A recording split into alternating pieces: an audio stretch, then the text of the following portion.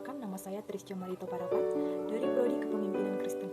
Baiklah, melalui video ini saya akan memaparkan tentang teori pertukaran pemimpin dan anggota atau disebut Leader-Member Exchange Theory.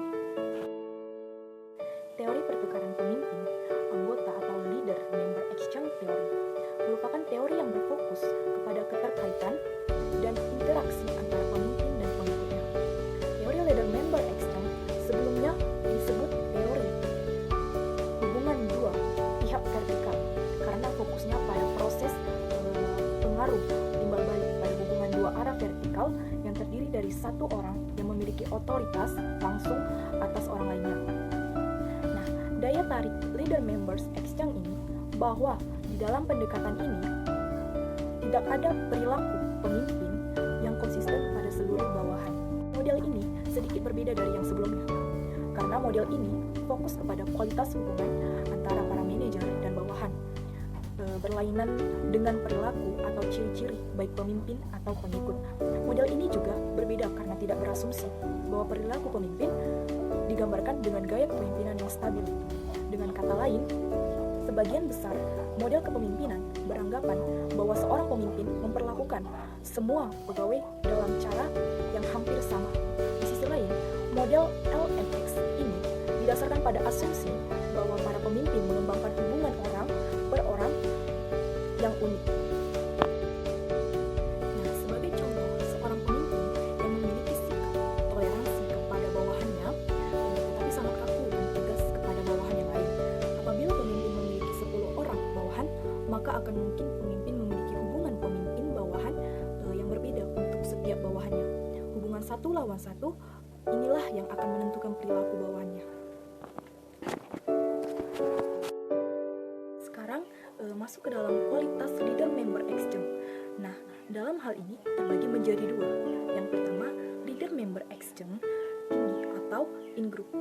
Casement dan Green berpendapat jika bawahan yang dapat dimasukkan dalam in-group akan menjalankan pekerjaan mereka sesuai dengan kontrak kerja yang telah disepakati dan dapat diandalkan oleh atasan guna menjalankan tugas-tugas yang tidak ada dalam struktur atau kontrak kerja menjadi sukarelawan untuk pekerjaan tambahan dan untuk mengambil tanggung jawab.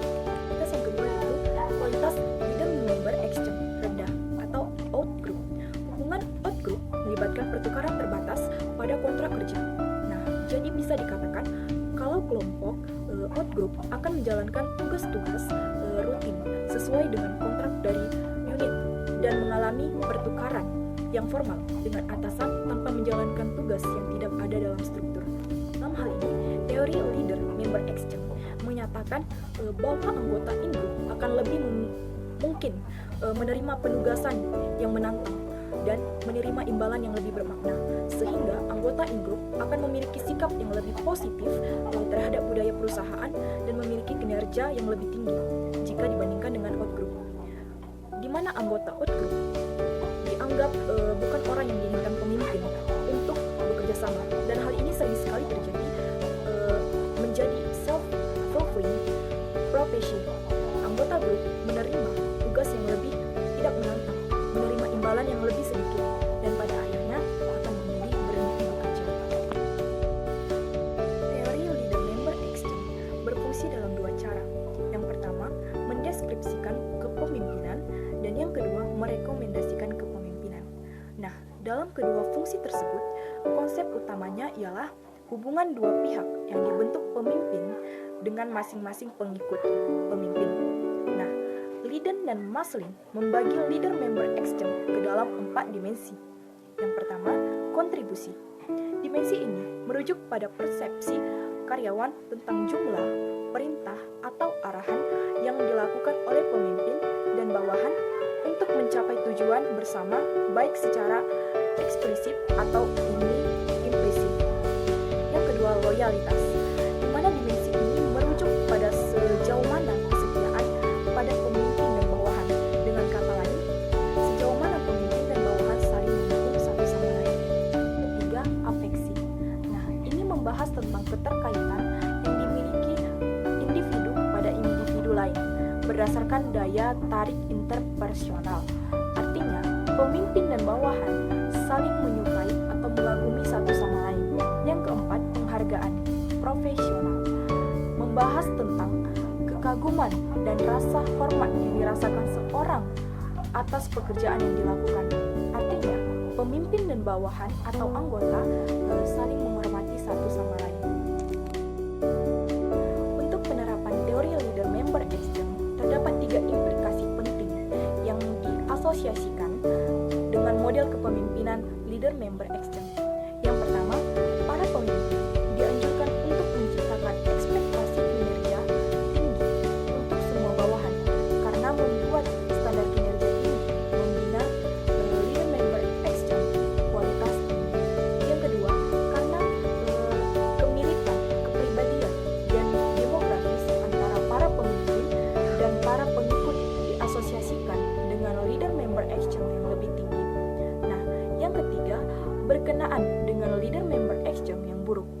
Berikut tips untuk meningkatkan kualitas pertukaran pemimpin anggota. Yang pertama, tetap fokus pada tujuan departemen dan tetap positif terhadap kemampuan untuk mencapai tujuan tersebut. Yang kedua, jangan merasa tidak memiliki kuasa.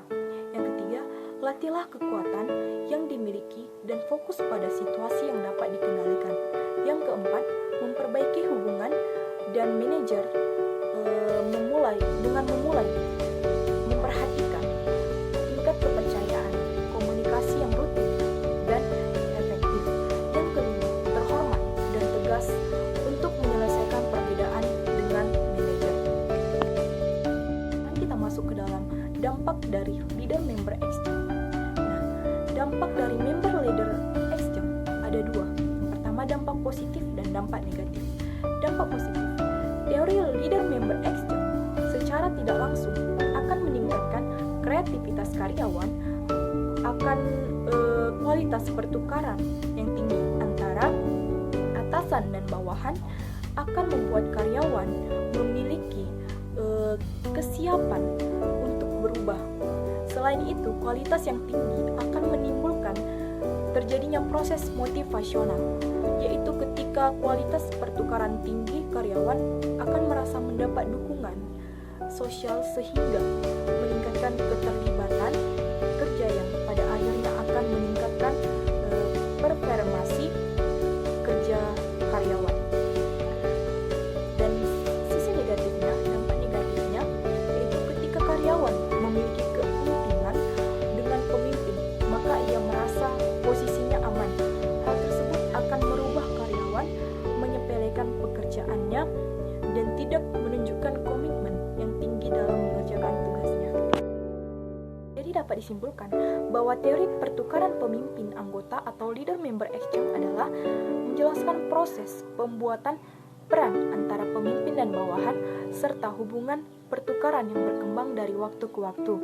Pertukaran pemimpin anggota atau leader-member exchange ini sistem dari sejumlah komponen dan hubungan di antara komponen-komponen tersebut yang melibatkan kedekatan pemimpin dengan anggota atau dia di leader-member exchange berfokus pada hubungan atau dua arah antara pemimpin dan masing-masing pengikutnya yang merupakan hubungan pertukaran yang bertujuan untuk meningkatkan kesuksesan organisasi dengan menciptakan hubungan yang positif antara pemimpin dengan pengikutnya atau anggotanya.